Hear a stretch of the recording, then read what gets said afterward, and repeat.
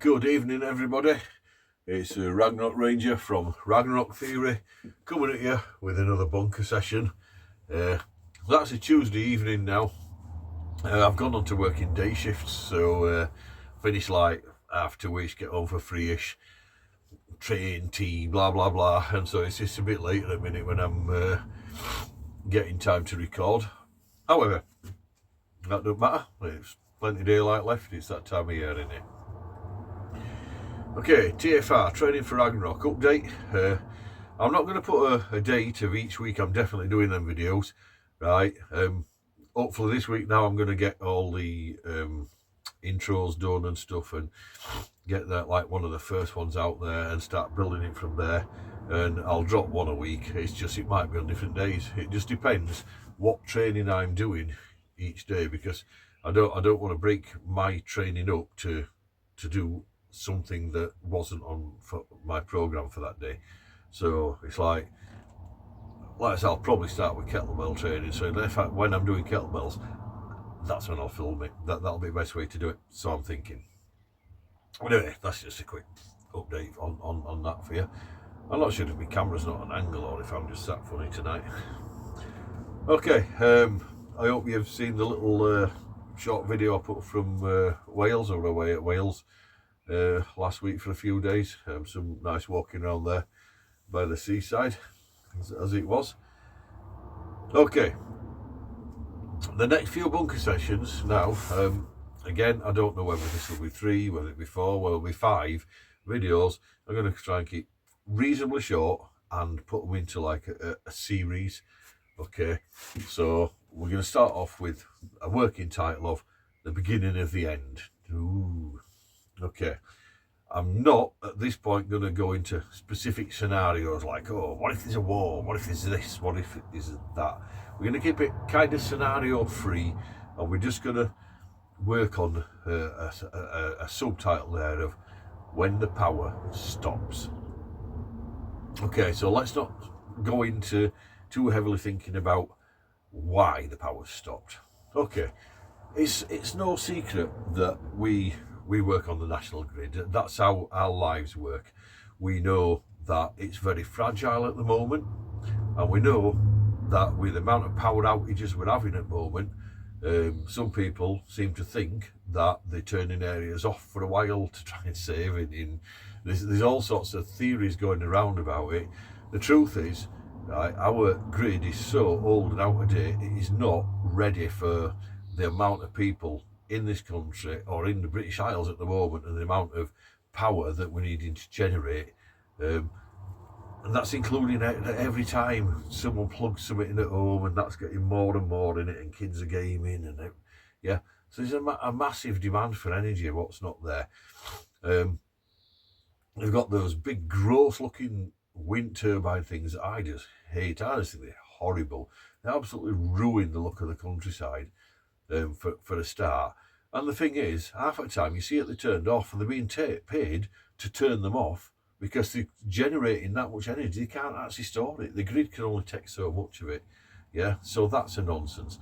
And I'm sorry, I'm not into all this green energy. At this point in time, with the state of the world, we need to produce our own oil and gas, and if it comes to it, coal. If we have to do it, it's all there. It's all just waiting for us under the earth. Our own natural resources, right? And we could have this problem solved, couldn't we?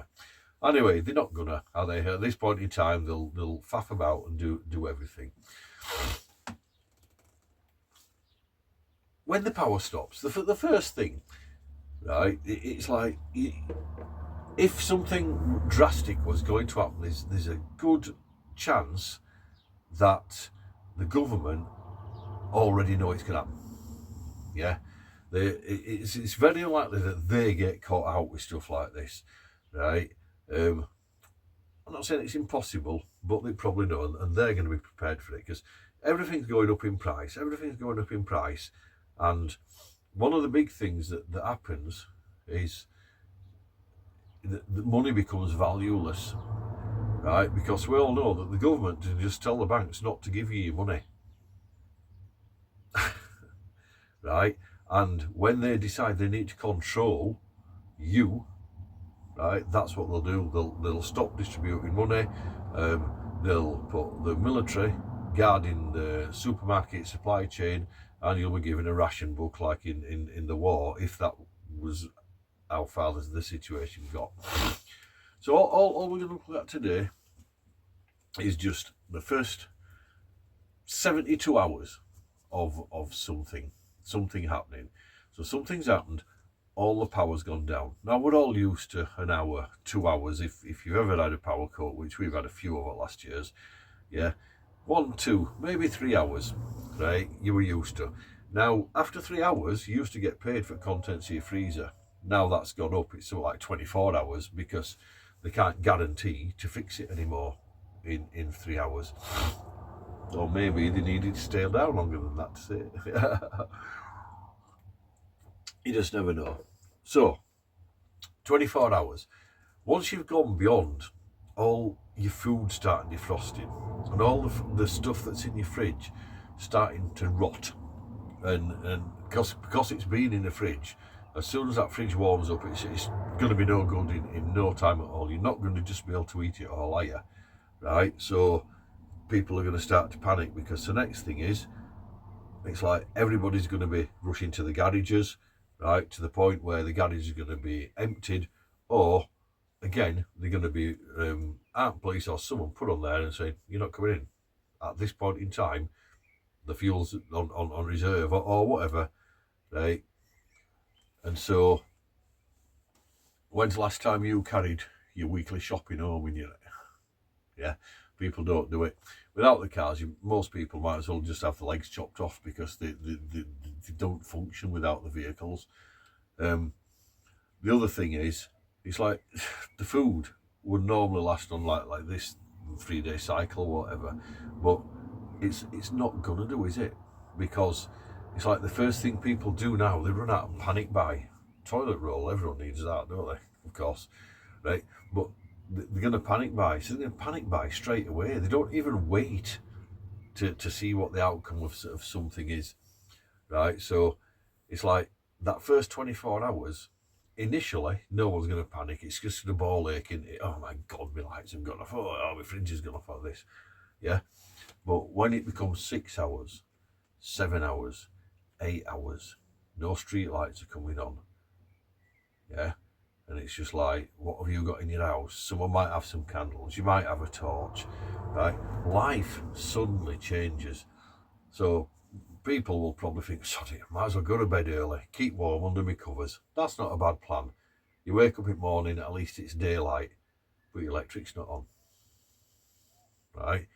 And now we're getting to the point where we're that 24 hours in, okay, you can't heat your home. Your taps have either run out of water, or the stuff that's now coming out of them is brown and sludgy because the sewerage isn't working, and the water purification systems that bring the water to us are not working. So you've got no clean water coming through, okay, right, and still no electric, and we heavily depend on it. So now this end of this 24-hour period where people are going to start panicking, right? And that can mean a lot of things. It might mean that they just sit in their house going to jelly, or it might mean they start running around knocking on the neighbour's door saying, oh, have you got power yet? Oh, have you got this? Have you got that? Yeah, right? So anger and frustration is going to boil over, right? And the last place you want to be is out on the streets. Okay. If this rolls on over this second night, so that second night people get back in their beds hoping that by tomorrow, yeah, you've got no TV, you've got no internet, you've got no phone, you've got no radios, unless you've got the wind-up ones, right? So you're hoping that they're going to come round at least with a megaphone and start telling you things, trying to distribute. Now, if it's just a drought, they've got time to put the standpipes out and stuff like that, but the standpipes aren't going to work because the water under the ground is the same that's coming through your tap, and it's not being purified. So you go to bed that second night, okay, and this is like the reality strike, yeah. it's starting to sink in that this is actually serious. You know, when it's now been 2 days and we've got nothing. We can't get to supermarkets. They've blocked the supermarkets off, or the supermarkets have already said they've run out of stuff because everyone's just run out and panic bought as soon as anything started happening. And you wake up, you know, on the third morning, and you're going to be going now into this 72-hour period. Now, this is where the panic is going to turn into fear.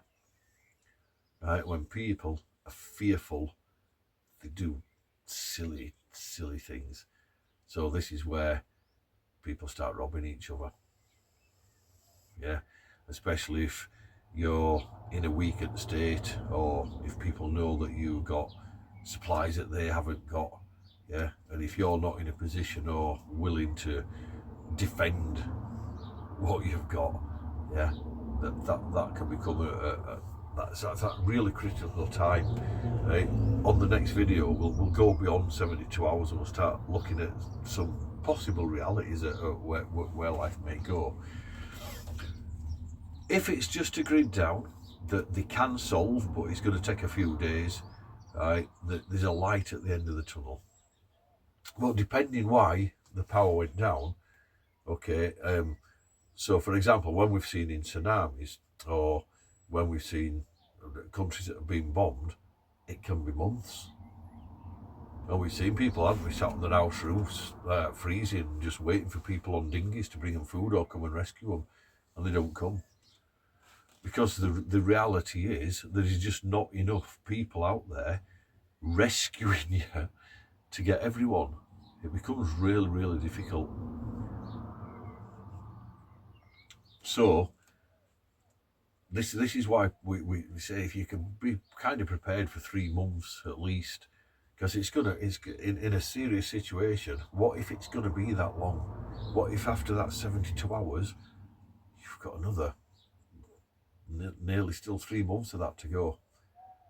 So that 72 hours is like a critical mass point. After that, yeah, there's a lot of different things that will start happening. It's not if, it will start happening. Fortunately, at this point in time, we're not in any of these scenarios here in the UK. This is all hypothesis. It's like, yes, if this happened, these are the realities.